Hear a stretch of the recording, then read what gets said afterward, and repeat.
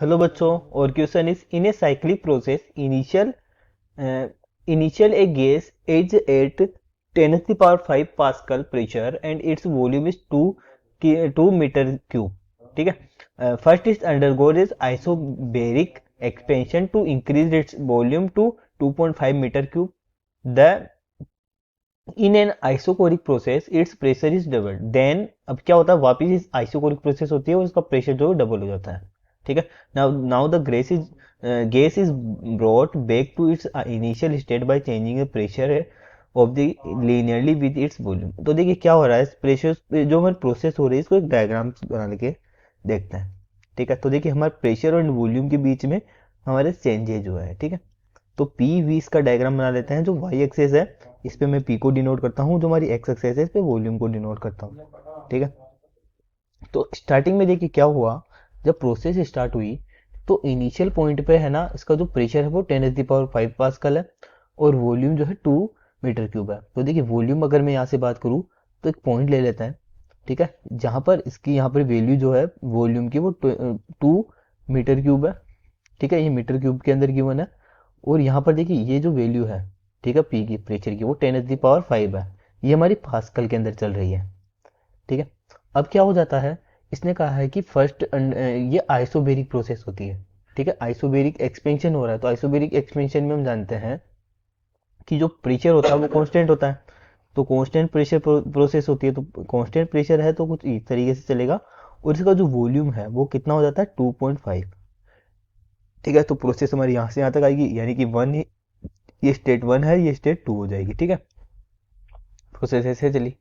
Now the इसने कहा है कि then the isochoric process its volume is double.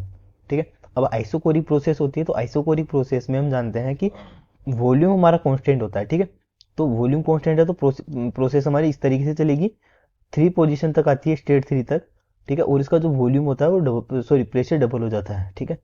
Double means यहाँ पे हो जाएगा 2 × 10⁵. ठीक है. 2 × 10⁵ पास्कल. ठीक है. अगेन अब इसने कहा कि जो प्रोसेस है इनिशियल पॉइंट पर लौट आती है. ठीक है. इनिशियल यानी कि 1 पर वापस आ जाती है. ठीक है. तो ये देखिए पूरी जो प्रोसेस है वो कैसी प्रोसेस हो गई, एक साइक्लिक प्रोसेस हो गई. ठीक है. तो साइक्लिक प्रोसेस में हम जानते हैं कि जो डेल्टा यू होता है, चेंज इन इंटरनल एनर्जी हमारी जीरो होती है. ठीक है. तो हम जानते हैं कि जो हीट होती है वो change in internal energy plus work done के इक्वल होती है. अगर ये हमारी जीरो है तो चेंज इन हीट हमारा वर्क डन के इक्वल हो जाएगी. ठीक है. तो देखिए यहाँ पर हमारे को हीट ही फाइंड करनी है, तो उसका वर्क डन फाइंड करेंगे, हमारे को हीट मिल जाएगी. ठीक है. तो देखिए हमारे पास एक वर्क डन का फॉर्मूला होता है. वर्क डन अगर मेरे को फाइंड करना है तो कैसे फाइंड करते हैं, work done is equal to integration of volume of initial volume of final P delta V. ठीक है. इस तरीके से हम इस फॉर्मूले से हम वर्क डन को फाइंड कर सकते हैं. ठीक है. और ये जो वर्क डन होता है, ठीक है, साइक्लिक प्रोसेस में, ये हमारा एक पाथ फंक्शन होता है. ठीक है. क्या होता है, एक पाथ फंक्शन होता है. ठीक है. पाथ फंक्शन का मतलब हो गया कि इसमें पाथ होगा और ये कभी भी जीरो नहीं हो सकता है इन ए साइक्लिक प्रोसेस. ठीक है. तो यहाँ पे जो वर्क डन मिलता है हमारे को वो हो जाता है टोटल जो हमारा पाथ है. ठीक है. तो पी इंटू डेल्टा वी के इक्वल. ठीक है. तो यहाँ से अगर देखें तो ये टोटल जो एरिया यहाँ पर कवर करेगा, ठीक है, ये जो ट्राइंगल जो है वो जितना एरिया कवर करेगा वो उसके वर्क डन के इक्वल हो जाएगा. ठीक है. तो वर्क डन निकाल लेते हैं. हाफ मल्टीप्लाई ये डिस्टेंस कितनी हो जाएगी, 2.5 माइनस 2. ठीक है. 2.5 माइनस 2 मल्टीप्लाई हाइट देखिए इसकी कितनी हो जाएगी, यहाँ पर हाइट देखिए 10⁵ और यहाँ पे 2 × 10⁵ है. ठीक है. तो 2 मल्टीप्लाई 10⁵ माइनस 10⁵. ठीक है. तो यहाँ से वर्क डन निकल जाएगा हमारा. ठीक है. तो ये होता हमारा इसका वर्क डन का मैग्नीट्यूड. तो मैग्नीट्यूड यहाँ से कितना निकल जाएगा, 1/2 मल्टीप्लाई ये कितना हो जाता है 0.5 मल्टीप्लाई ये हो जाएगा 10⁵, यानी कि 25000 जूल. ठीक है. तो देखिए ये हमारा अभी मैग्नीट्यूड निकला है. ठीक है. अब इसके हम देखते हैं कि पॉजिटिव होगा या नेगेटिव होगा. तो देखिए इसके लिए बात करते हैं 1 to 2 प्रोसेस में. ठीक है. तो यहाँ पर देखिए एक्सपेंशन हुआ है. ठीक है. तो वॉल्यूम इंक्रीज हुआ है, तो वॉल्यूम इंक्रीज हुआ है तो यहाँ पे पॉजिटिव वर्क डन मिलेगा. ठीक है. वर्क डन कैसा मिलेगा, पॉजिटिव मिलेगा.